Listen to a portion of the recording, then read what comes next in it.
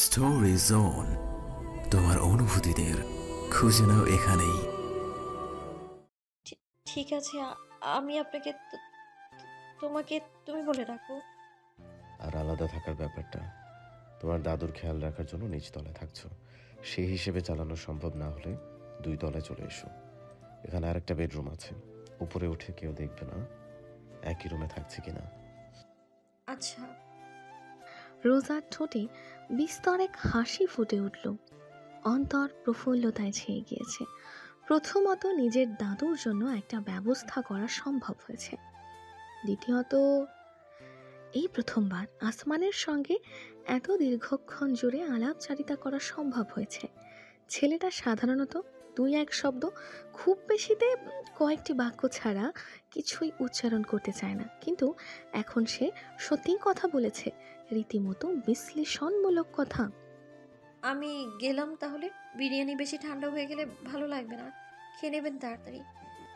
আসমান ভ্রু উঁচু করে চাইতেই রোসা দ্রুত নিজেকে শুধরে নিল। খেয়ে নিও তাড়াতাড়ি।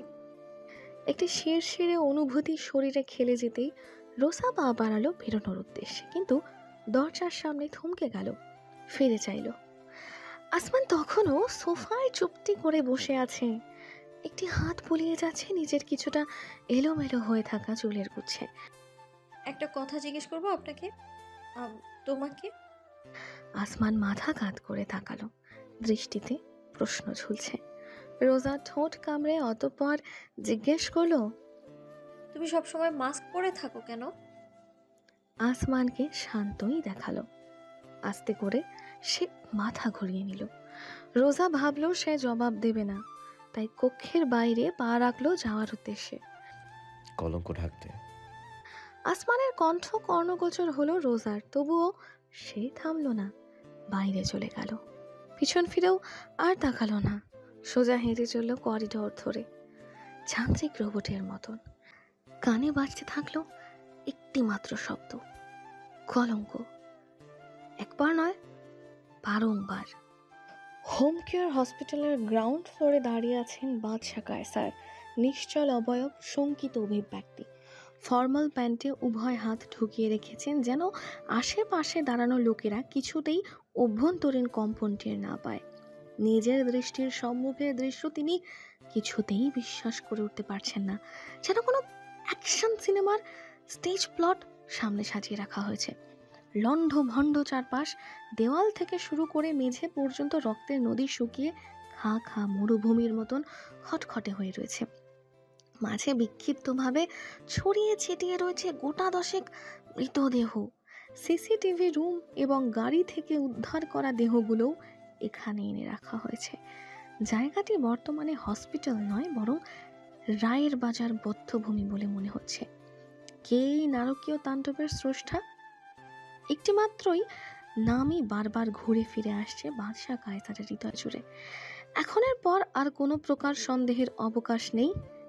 ফিরে এসেছে সে, ফিরে এসেছে আসমান। স্যার, আকাশের কণ্ঠস্বরে সম্বিত ফিরল বাদশা কায়সারের। আতঙ্কের দুনিয়া থেকে বাস্তবে ফিরে চেয়ে থাকলেন ধূসর বর্ণের স্যুট পরিহিত অবস্থায় দাঁড়িয়ে থাকা আকাশের দিকে। কেউই জীবিত নেই। সিসিটিভি ফুটেজ ডিলিট করা হয়েছে, যন্ত্রাংশও নষ্ট হয়ে আছে। খুন করতে যে হাতিয়ার ব্যবহার করা হয়েছে তাও সঙ্গে নিয়ে গেছে। কোনো ফিঙ্গারপ্রিন্ট পাওয়া যায়নি। মেয়েটির দাদুকেও নিয়ে যাওয়া হয়েছে। এক কথায় অতি সূক্ষ্ম কাজ, বিন্দুমাত্র ভুলের অবকাশ নেই কোথাও। সমস্ত সূত্র প্রমাণ উদাহ, জীবিত নেই কোনো প্রত্যক্ষদর্শী। বাদশা কায়সার আনমনে বিড়বিড় করলেন। আকাশ সম্মতি জানিয়ে বলল, জি স্যার, কাজের টেকনিকে মিল পাচ্ছেন নিশ্চয়ই। এতটা সূক্ষ্মভাবে মিশন শুধুমাত্র একজনের পক্ষেই সম্পন্ন করা সম্ভব ছিল। আসমান, উচ্চারণ করলেন বাদশা। চেহারা ছেয়ে গেল বর্ষণের আগ মুহূর্তে উদ্ভূত ঘন কালো মেঘপুঞ্জে। আকাশ শুধু তাকিয়ে থাকলো, কিছুই বলার কিংবা বোঝার মতন অবশিষ্ট নেই কারো। 20 মিনিটের মাথায় হোম কেয়ার হসপিটাল থেকে নিজের মার্সিডিজ বেঞ্জে করে বেরিয়ে পড়লেন বাদশা কায়সার। পাশের সিটেই আকাশ, কোলের উপর একটি আইপ্যাড নিয়ে একদম নিষ্পলক নিশ্চুপ হয়ে সে বসে আছে। অদ্ভুত এক গুমোট পরিবেশের সৃষ্টি হয়েছে গাড়ির ভিতর। বাদশাহ নিজেও যথেষ্ট দ্বিধান্বিত হয়ে আছেন। গাড়ির জানালা দিয়ে বাইরের শহরের পানি চেয়ে ললাটে আঙুল ঠেকিয়ে তিনি ভাবতে থাকলেন, সব কিছুই বর্তমানে স্পষ্ট। আলাউদ্দিন, নাবিল এবং পরবর্তীতে সান্দ্র হিসাব বরাবর মিলে যাচ্ছে। কেন তাদের নৃশংসভাবে খুন হতে হয়েছে সেই রহস্যের সমাধান এখন সামনে পানির মতন স্বচ্ছ হয়ে ধরা দিয়েছে। সঙ্গে এটিও নিশ্চিত হওয়া গিয়েছে ছেলে দুর্ঘটনা নয়, বরং হত্যাকাণ্ডের শিকার। অত্যন্ত সুপরিকল্পিত এবং যন্ত্রণাময় এক হত্যা। পিতা হিসাবে সন্তানের অবস্থার কথা চিন্তা করেই অঙ্গ প্রত্যঙ্গ জুড়ে হিমশীতল শিহরণ খেলে যাচ্ছে। না, আর কাউকে এমন পরিণতি বরণ করতে দেওয়া যাবে না। বেশ দীর্ঘ মুহূর্ত পার হলো নীরবে।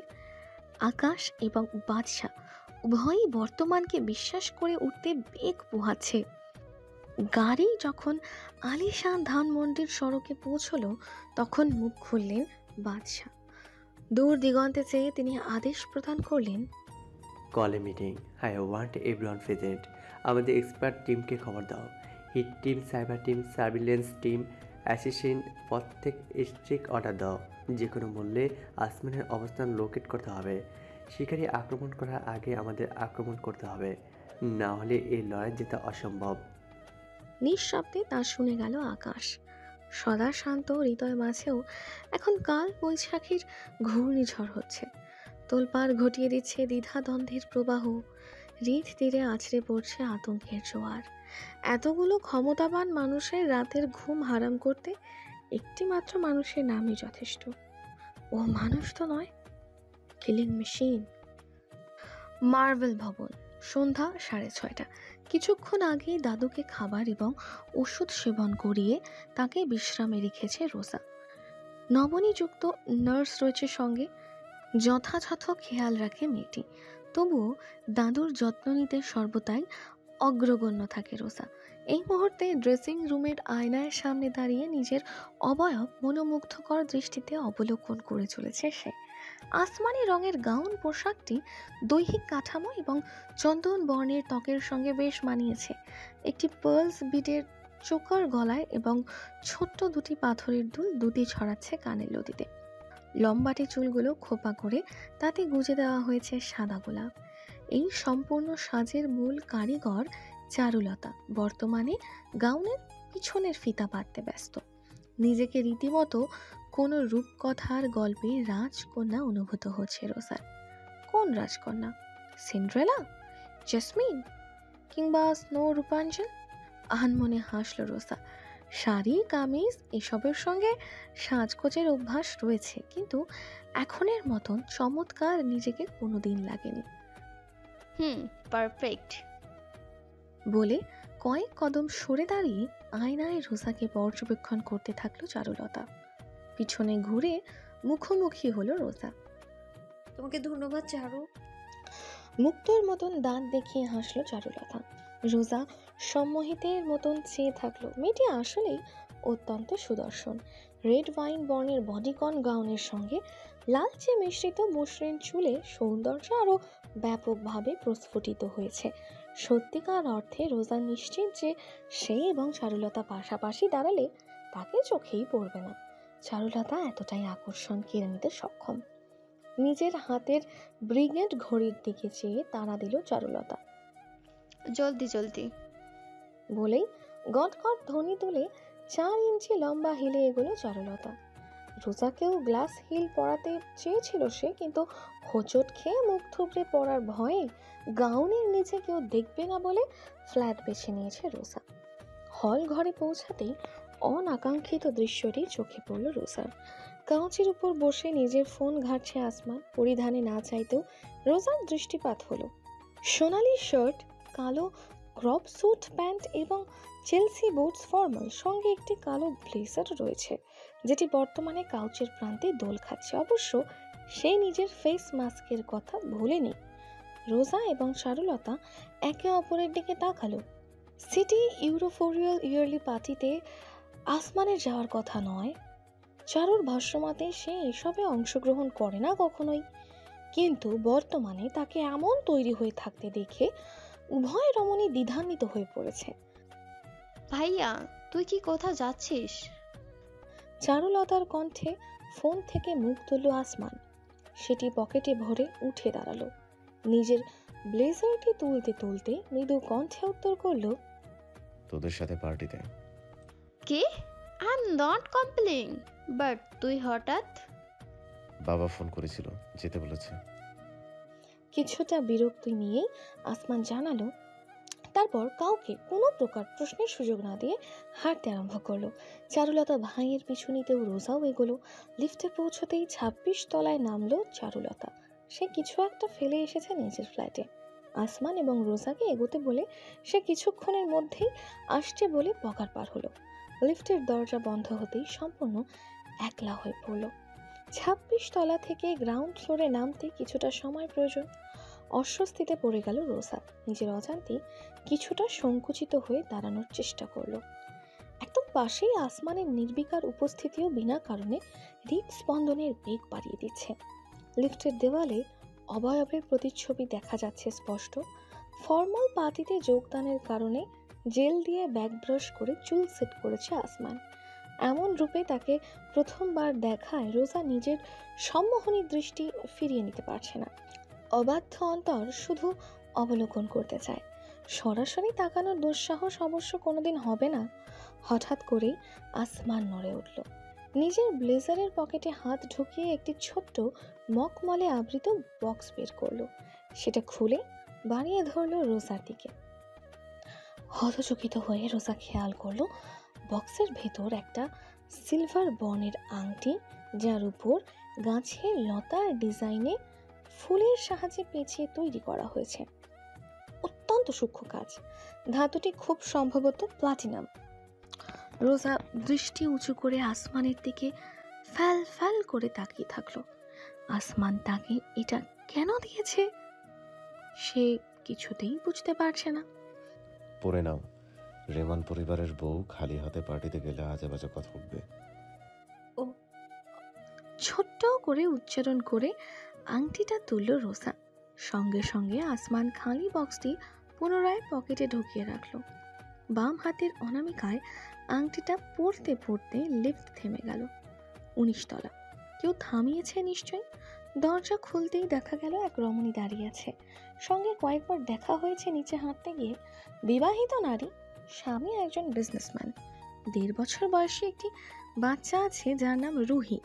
চারুলতার সঙ্গে খাতিরের দৌলতে পরিচিত হওয়া হয়েছে। আসমান এবং রোজাকে দেখে চওড়া হাসি দিল রমণী। কোলে ছোট্ট রুহি। পার্টিতে যাচ্ছেন মিস্টার নীল?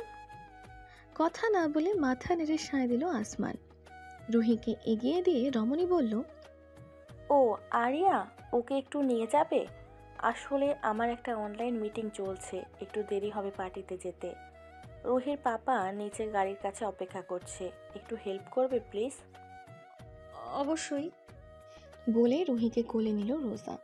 রমণী নিজের সন্তানকে চুমু খেয়ে বিড়বিড় করল, বাই মামনি, have fun with papa, I will be there soon. আসমান লিফটের বোতাম চাপায় দরজা বন্ধ হয়ে পুনরায় লিফট নামতে শুরু করলো। রোজা রুহির দিকে মনোযোগ দিল। সত্যিকার অর্থে বাচ্চাদের সঙ্গে সে মোটেও অভ্যস্ত হতে পারে না, বুঝতেই পারে না কিভাবে আচরণ করবে। কোনো বাচ্চাকে কোলে নেওয়া থেকে সর্বদা বিরত থাকে, নিলেই কাঁদতে শুরু করে। রুহির ক্ষেত্রেও ব্যতিক্রম ঘটল না। লিফট 15 তলায় পৌঁছতেই রীতিমতো পুতুলের মতন দেখতে মেয়েটির চেহারা বিকৃত হয়ে এলো। কান্নার দমক উঠল সহসাই। না না বাবু, কাঁদে না, তোমার বাবা নিচেই আছে, আর একটু। কান্নায় মুহূর্তেই মুখরিত হয়ে উঠল আবদ্ধ লিফট। রোজা সর্বাত্মক চেষ্টা করলো পিঠ চাপড়ে দিয়ে গানের সুর ধরে, কিছুতেই লাভ হচ্ছে না। কেঁদেই চলেছে মেয়েটি। রোজার কাছ থেকে নিজেকে ছাড়ানোর চেষ্টা করছে আপ্রাণ। চুল টেনে ধরে খামচেও দিচ্ছে। ঠিক তখনই খানিক রক্ষাকর্তার ভূমিকায় আবির্ভূত হলো আসমান। নিজের 2 বাহু বাড়িয়ে শান্ত কণ্ঠে সে আবেদন জানালো, আমাকে দাও। হ্যালো ডিয়ার লিসেনার্স, আপনারা শুনছেন স্টোরিজ অন প্রেজেন্স ধারাবাহিক পর্ব গল্প। আমাদের সামগ্রিক প্রচেষ্টাকে উৎসাহিত করতে লাইক এন্ড কমেন্ট করতে ভুলবেন না। Thank you. রোজা থমকে রইল। আসমান এবং বাচ্চা, ব্যাপারটা কুমিরের শিয়ালের কাছে নিজের সন্তানদের পড়তে পাঠানোর গল্পের মতো হয়ে গেল না? রোজা বিস্মিত হয়ে তাকিয়ে আছে। খেয়াল করে কিছুটা বিরক্ত হলো আসমান। নিজেই রুহির হাত ছাড়িয়ে তাকে কোলে তুলে নিল। ডান হাত ধরে বাম হাত রাখলো পিঠের উপর, আগলে নিল বুকে। এদিক ওদিক দোল খেতে থাকলো। 4 সেকেন্ডের মাথায় সম্পূর্ণ নিশ্চুপ হয়ে গেল রুহি। হতবাক হয়ে শুধু তাকিয়েই থাকলো রোজা। Who is a good girl? Ruhi is a good girl. Who is a princess?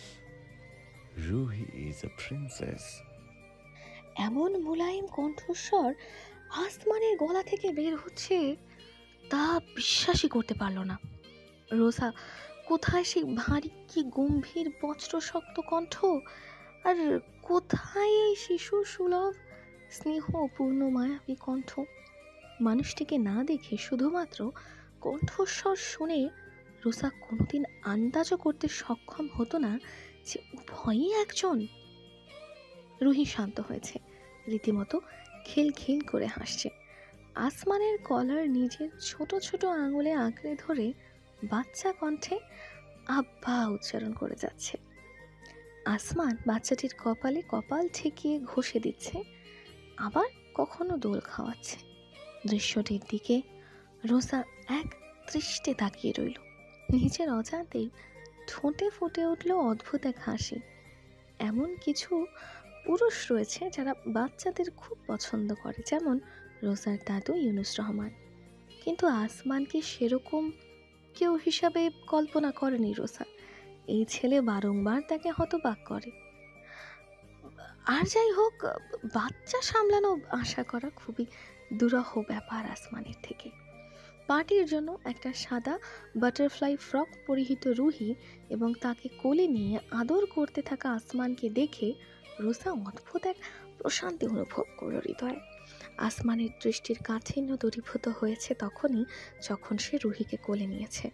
বর্তমানে সব থেকে তীক্ষ্ণ অসহনীয় ওই নয়নে রয়েছে উষ্ণতা এবং মুগ্ধতা। তুমি তো ভালো বাচ্চা সব। বাক্যটি সম্পূর্ণ উচ্চারণ করার আগেই রোজা অনুভব করলো লিফট একটা ঝাঁকি দিয়ে উঠেছে। উজ্জ্বল বাতিগুলো কয়েকবার জ্বলে নিভে ধপ করে বন্ধ হয়ে গেল।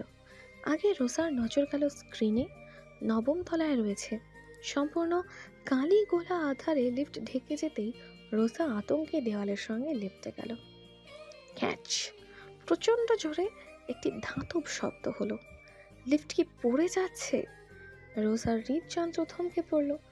আন্দাজে সে হাত বাড়ালো আশেপাশে। আসমান! সঙ্গে সঙ্গে নিজের হাতে শক্ত সামর্থ্য আঙুলের ছোঁয়া পেল সে। হাত আঁকড়ে ধরে কাছে টেনে নেওয়া হলো সহসাই। নিজেকে আসমানের উষ্ণ বুকে আবিষ্কার করলো রোজা। পাশেই রুহি। সব ঠিক আছে। আসমানের কণ্ঠ ছাপিয়ে কর্কশ আর্তনাদ শোনা গেল ধাতুর, যেন বলতে চাইছে না, কিছুই ঠিক নেই। ডিং করে শব্দ হতেই লিফটের দরজা খুলে গেল। বাইরে বেরোলো আসমান এবং রোজা। সামনেই ভবনের বেশ কয়েকজন বাসিন্দা এবং টেকনিশিয়ানদের ভিড়, যার মধ্যে রুহির বাবাও রয়েছে। তিনি দ্রুত এগিয়ে আসমানের কাছ থেকে নিজের কন্যা সন্তানকে কোলে তুলে নিলেন। অপরদিকে হিল পরিহিত অবস্থায়ও উদ্ভ্রান্ত হয়ে ছুটে এলো চারুলতা। আসমানের কাঁধ আঁকড়ে ধরে অত্যন্ত চিন্তিত কণ্ঠে শুধালো, তুই ঠিক আছিস? কিছু উচ্চারণ না করে মাথা দুলিয়ে সম্মতি দিল আসমান। একটি নিঃশ্বাস ফেলল চারুলতা। Thank god. আমি তো ভয় পেয়ে গেছিলাম যখন শুনেছি লিফটের যান্ত্রিক ত্রুটি দেখা গেছে। তোরা দুজন ঠিক আছিস দেখে ভালো লাগলো। কিছুক্ষণ আগেই নিজের ফ্ল্যাট থেকে হ্যান্ডব্যাগ নিয়ে বেরোবার পর চারুলতা টেকনিশিয়ান টিমের 2 জনকে ছোটাছুটি করতে দেখে। সেখান থেকেই জানতে পারে ভবনের মোট 3টি লিফটের মধ্যে একটি হঠাৎ ত্রুটিজনিত কারণে গড়বড় করছে। দ্রুত রিপোর্ট পেয়ে কাজে নেমে পড়েছে টিম। তখনই অপর লিফট ধরে গ্রাউন্ড ফ্লোরে ছুটে আসে চারুলতা। জানতে পারে আসমান এবং রোজা যে লিফটে ছিল সেটাতেই কোনো সমস্যা হয়েছে। অসহনীয় অপেক্ষার সমাপ্তি ঘটে পাকা 10 মিনিট পর। আসমানকে সুস্থ সবলভাবে দেখে স্বস্তির নিঃশ্বাস ফেলে চারুলতা। রোজা তখনও একটা ঘোরের মধ্যে রয়েছে। অন্ধকারাচ্ছন্ন 10 মিনিটে প্রতিটা মুহূর্তে মনে হয়েছে এই বুঝি লিফট ছিঁড়ে পড়ে। কিন্তু অদ্ভুত হলেও সত্য, আসমানের পাশে থাকায় যতটা আতঙ্কিত অনুভব করার কথা ততটা সে করেনি। এমনকি রুহি পর্যন্ত এক ফোঁটা কাঁদেনি। আসমানের কোলেই কই কই করে গিয়েছে সে। ব্যাপারটা কাকতালীয় না? আসমানের উপস্থিতির প্রভাবটা জানা নেই রোজার। বেশি ভয় পেয়েছে। চারুলতার প্রশ্নে সম্বিত ফেল রোজার। মেয়েটি ঠোঁটে মৃদু হাসি নিয়ে চেয়ে আছে, যেন আশ্বাস প্রদান করতে চাইছে। রোজা একটা ঢোক গিলে বিড়বিড় করলো, অতটা না। চিন্তা করো না, ভাইয়া থাকতে আর যাই হোক কোনোদিন ক্ষতি হবে না। ক্ষতি হয় না? সে নিজেই করে ক্ষতিগুলো। কথাটা রোজার অন্তর থেকে নির্গত হলো না। চারুলতা কিংবা পরিবার হয়তো আসমানের আসল রূপ সম্পর্কে জানে না, কিংবা জানে, কে জানে। উফ, এত রহস্যের জট সে আর সহ্য করতে পারছে না। লিফটের কাহিনীর সমাপ্তি ঘটল টেকনিশিয়ান এবং মেইনটেনেন্স টিমের কয়েকজন সদস্যের শাস্তির মধ্যে দিয়ে। যদিও তাদের খুব একটা দোষ ছিল না, কিন্তু ভবনে বসবাসরত উচ্চবিত্ত মানুষগুলোর নিজেদের নিরাপত্তার পরোয়া বিষয়টিকে ঘোলাটে করে তুলল। জল অবশ্য খুব বেশি দূর করালো না পার্টির কারণে। এখনের দিনটায় সবাই ব্যস্ত। সিটি ইউফোরিয়ার একদম মধ্যখানে অবস্থিত কনভেনশন হলে পার্টির আয়োজন। কোনো ভবন থেকেই খুব বেশি দূরত্বে নয় সেটি, তবুও চারদিক ঘিরে থাকা চৌরাস্তা বেয়ে একের পর এক অতি মূল্যবান গাড়ি আনাগোনা করছে। নিজেদের আভিজাত্য প্রদর্শনে কেউ বিন্দু মাত্র ছাড় দিতে রাজি নয়। রেমান পরিবারও সেথায় পৌঁছল নিজেদের BMW করে। এটি মূলত চারুলতার ব্যবহারের জন্য। আসমান বেশিরভাগ নিজের পোর্সে রেসিং মডেল ব্যবহার করে, কিন্তু এখন সে নিজেই চারুলতার গাড়িটি চালিয়ে নিয়ে গেল। ভেতর থেকে নেমে সামনে তাকিয়ে রোজার মুহূর্তের জন্য মনে হলো সে বুঝি অস্কারের রেড কার্পেটে এসে পৌঁছেছে। শুধু এখানে কোনো প্যাপারাজিদের প্রবেশাধিকার নেই, এই যা পার্থক্য। চারুলতার সামনে সামনে এবং পিছনে হেঁটে ভেতরে প্রবেশ করলো আসমান, রোজা। অভ্যন্তরের দৃশ্য রোজার রীতিমতো চক্ষু চড়ক কাজ করে তুলেছে। ছাদটা ভীষণ উঁচু। সম্পূর্ণ ছাদ জুড়ে রয়েছে গোল্ডেন মিরর সম্বলিত ইন্টেরিয়র ডিজাইন। পার্টির থিম গোল্ডেনকে কেন্দ্র করেই চারিপাশের সাজসজ্জার আয়োজন। সত্যি বলতে অতিরিক্ত কিছুই নেই। জায়গাটি যেভাবে তৈরি করা হয়েছে তাতেই আভিজাত্যের ছোঁয়া রয়েছে। জায়গায় জায়গায় উঁচু হয়ে ওঠা থাম জুড়ে জড়িয়ে রয়েছে সোনালী লতা, সেই লতার ফাঁকে ফাঁকে আবার সাপের পেঁচানো শরীর। বর্ণের কারণে ব্যাপারটি ভয়ঙ্কর নয়, বরং দর্শনীয় লাগছে। কাঁচের দেওয়াল জুড়ে ঝুলছে সোনালী রেশমি পর্দা। মেঝেতে এবং টেবিলে রাখা রয়েছে প্রাচীন যুগের লণ্ঠনের মতন দেখতে অ্যান্টিক ধাঁচের বাতি, যা মৃদু মন্থর এবং আরামদায়ক আভা ছড়িয়ে দিচ্ছে চারদিকে। পার্টি হলেও কোলাহল মুক্ত পরিবেশ। লাইভ অর্কেস্ট্রা বেজে চলেছে মোহনীয় সুরে। প্রত্যেক পরিবারের জন্য আলাদা আলাদা টেবিলের ব্যবস্থা রয়েছে। সঙ্গে রয়েছে বার কাউন্টার, ফুড কাউন্টার এবং ড্যান্স ফ্লোরের ব্যবস্থা। অতিথিগণের কেউ কেউ নিজেদের নির্দিষ্ট আসনে, আবার কেউ কেউ পছন্দের ড্রিঙ্কস হাতে আশেপাশে হেঁটে হেঁটে সামাজিকতায় লিপ্ত হচ্ছে। রেমান পরিবারের জন্য নির্ধারিত মধ্যখানের একটি টেবিলে বসলো আসমান। সে সামাজিকতায় আগ্রহী নয়, নিজের ফোন বের করে কানে গুঁজে নিল ইয়ারবাডস। অপরদিকে চারুলতা রোজাকে টেনে নিয়ে গেল বাকিদের সঙ্গে পরিচয় করাতে। ঝকঝকে শাড়ি কিংবা গাউন পরিহিত অবস্থায় অন্যান্য অভিজাত ঘরের মেয়েরা উপস্থিত রয়েছে। চারুলতা যে তাদের মাঝে সম্মানীয় সেটা উপস্থিতিতেই বোঝা সম্ভব হলো। আরে miss Reyam ji, looking gorgeous. Always you are very elegant. মৃদু হেসে একে একে প্রশংসার বর্ষণে সিক্ত হতে লাগলো চারুলতা। পাশে দাঁড়িয়ে চুপচাপ থেকে গেল রোজা। ঠোঁটেও হাসি ছড়িয়ে পড়েছে কিছুটা। অবশেষে যেন মানুষ ওর উপরেও কিছুটা মনোযোগ দেওয়ার সুযোগ পেল। সকলকে রোজার দিকে কৌতূহলী দৃষ্টিতে তাকাতে দেখে চারুলতা বাহু ধরে সামনে এগিয়ে নিয়ে এলো। পরিচিত করানো হয়নি, আরিয়া রেমান, আমার ভাবি। আসসালামু আলাইকুম। সালামের জবাব না দিয়ে একে অপরের মাঝে অদ্ভুত দৃষ্টি বিনিময় করলো সবাই। যেন সালামের বিষয়টা ব্যাকডেটেড লেগেছে তাদের কাছে। অস্বস্তিতে পড়ে গেল রোজা। শুধুমাত্র একজন মধ্যবয়স্ক অফ হোয়াইট জামদানি পরিহিত মহিলা ঠোঁট থেকে শরবতের গ্লাস সরিয়ে বলল, ওয়ালাইকুম আসসালাম। So the rumour is true, mister নীলকট ম্যারিড। রাত ঢাকের বালাই নেই। সকলেই রোজা এবং চারুলতার সামনে গুজব সত্য নিয়ে আলাপচারিতা শুরু করে দিল। চারুলতা খানিক বিরক্ত বোধ করে বলল, আমার মনে হয় না এতটা অবাক হওয়ার মতো কোনো ঘটনা ঘটেছে যে সবার এমন ফিসফিস করতে হবে। কিছুটা অবাক করা ঘটনাই বটে চারু। ইউ নো ইউর ব্রাদার, উনি ওয়েল অদ্ভুত, মানুষের সঙ্গে মিশতেই চায় না। ওনার চেহারাও কেউ দেখেনি কোনোদিন। পর্দাশীল পুরুষ। পাশ থেকে একজন বলে উঠতেই সকলে হাসাহাসিতে মেতে উঠল। ব্যাপারটায় বিব্রত বোধ করলো রোসা। কিন্তু এদের সঙ্গে লাগতে যাওয়ার পরিণাম নিশ্চয়ই সুখকর হবে না। ওনাকে বিয়ে করতে কেউ রাজি হয়েছে তাতেই তো অবাক হয়ে যাচ্ছি আমি। ঠিক বলছো। নিশ্চয় গরিব ঘরের কোনো মেয়ে তুলে এনেছে। রোজার উভয় হাত মুষ্টিবদ্ধ হয়ে এলো। সরাসরি তাকে কেউ কিছুই বলছে না, কিন্তু শুনিয়ে শুনিয়ে এমন কথা বলার অর্থ কি? প্রচণ্ড ইচ্ছা সত্ত্বেও জোরপূর্বক সে নিজেকে বিরত রাখল। পার্টিতে হাঙ্গামা বাঁধালে তা আসমান কিংবা রিমান পরিবারের সম্মানহানি হবে। কিন্তু চুপ থাকলো না চারু। বুকের উপর দু বাহু ভাঁজ করে আত্মবিশ্বাসী পদক্ষেপে এগোলো। মিস রাইসা, আমার ভাইয়া পদ্মাশীল হোক বা না হোক, তাতে তোমার এত মাথা ব্যথা হওয়ার কারণ দেখছো না। আর যাই হোক, সে অন্তত কারোর বেহায়া ভাইয়ের মতো যাত্রার মেয়ের দিকে নজর দিয়ে বেড়ায় না। রাইসা নামক মেয়েটির চেহারা সহসাই টকটকে হয়ে উঠল ক্রোধে। চারুলতা ভাইকে ইঙ্গিত করেই কথা বলেছে যে বেশ কিছুদিন যাবৎ চারুলতার পিছনে হন্যে হয়ে পড়ে রয়েছে। ব্যাপারটা অনেকটা ওপেন সিক্রেট। তাছাড়া ছেলেটির চরিত্রও খুব একটা ভালো নয়, যার দরুন বারবার চারুলতার কাছ থেকে নিষেধাজ্ঞা পেয়েছে সে। তবুও এমন লোকের বোন হয়ে আসমানকে নিয়ে আজে বাজে কথা বলবে, বিষয়টি অবশ্যই মেনে নেয়নি চারুলতা। রাইসা আর কোনো কথাই উচ্চারণ করতে সক্ষম হলো না। আরও একটু এগোলো চারুলতা। ঠোঁটে অদ্ভুত এক হাসি, যা একই সাথে মনোমুগ্ধকর এবং ক্রূর।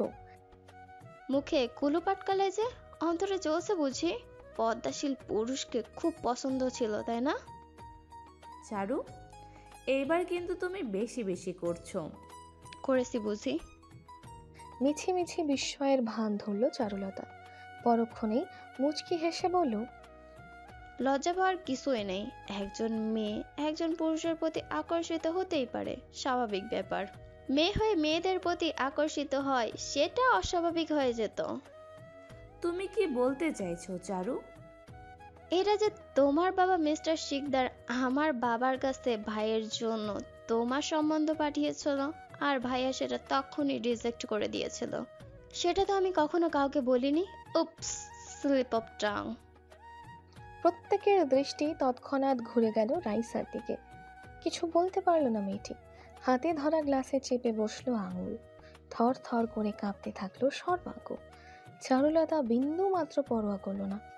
উল্টো ঘুরে পিছনে চেয়ে বলল, পিপিলিকার পাখা গজায় মরিবার তলে। প্রবাদটা ভুলে যেও না। ভাইয়া আমাকে বিয়ে করেনি, আরিয়াকে করেছে। তার ভালো লেগেছে করেছে, এবং সে সুখে আছে। হিংসা বিদ্বেষ বাদ দিয়ে ভালো মানুষ হও। জল আজকে এত দূর গড়াতো না যদি না তুমি ভাইয়াকে নিয়ে উল্টাপাল্টা কথা সবার সামনে ছড়াতে। সময় থাকতে ভালো হয়ে যাও, তোমার পয়সার অভাব নেই। এটুকুই। রোসার হাত ধরে গট গট করে হেঁটে চলে আসলো চারুলতা। অপরদিকে নির্বাক দাঁড়িয়ে রইল বাকি সবাই। বিচ। অশ্রাব্য একটি ইংরেজি শব্দ ভেসে এলো রাইসার পক্ষ থেকে। তাতে চওড়া হলো চারুলতার হাসি। পিছন ফিরে চোখ টিপে সে জানালো, আই ব্লাডি বিচ। চারুলতার এমন আচরণে রোসা হতভাগ হয়ে গিয়েছে। মেয়েটিকে শুরু থেকেই কিছুটা অদ্ভুত লাগতো, এখন রীতিমতো শ্রদ্ধা হচ্ছে। নির্ভীক অকুতভয় এক সত্তা সে, যে নিজের আপনজনদের জন্য লড়াইয়ে প্রস্তুত সর্বদা। না চাইতেও রোজার ঠোঁটে হাসি ফুটে উঠল। প্রথমবারের মতন চারুলতাকে অস্বস্তি লাগার বদলে ভালো লাগলো। হ্যালো ডিয়ার লিসেনার্স, আপনারা শুনছেন স্টোরিজ অন প্রেজেন্স ধারাবাহিক পর্ব গল্প। আমাদের সামগ্রিক প্রচেষ্টাকে উৎসাহিত করতে লাইক অ্যান্ড কমেন্ট করতে ভুলবেন না। Thank you.